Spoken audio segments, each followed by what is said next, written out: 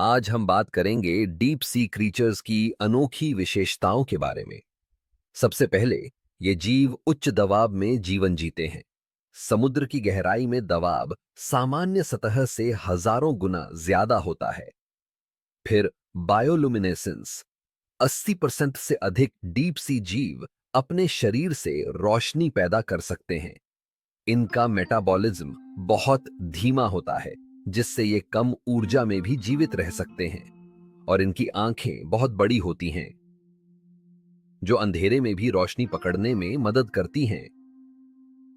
कुछ और अनोखे डीप सी जीवों में वैम्पायर स्क्विड, सी पिग और ब्लैक ड्रैगन फिश शामिल हैं।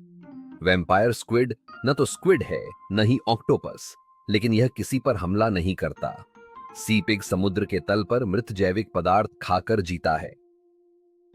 ब्लैक ड्रैगन फिश खुद अंधेरे में रोशनी उत्पन्न करती है। फैंगटूथ फिश की दांतें सबसे बड़ी होती हैं।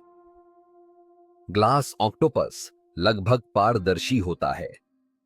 और स्नेल फिश अब तक पाए गए सबसे गहरे जीवों में से एक है। धरती का 70% हिस्सा समुद्र से ढका हुआ है।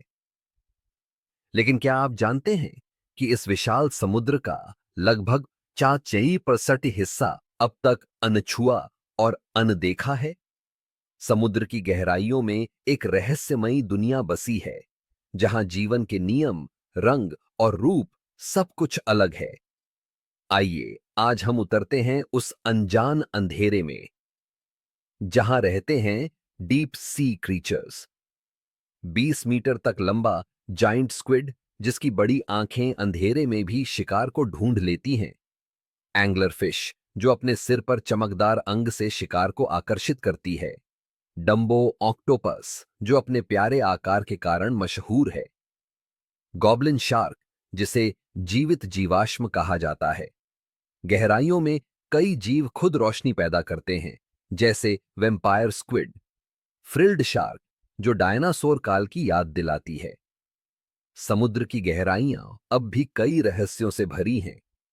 डीप सी क्रीचर्स हमें यह एहसास कराते हैं कि हमारी धरती पर अब भी बहुत कुछ जानना बाकी है।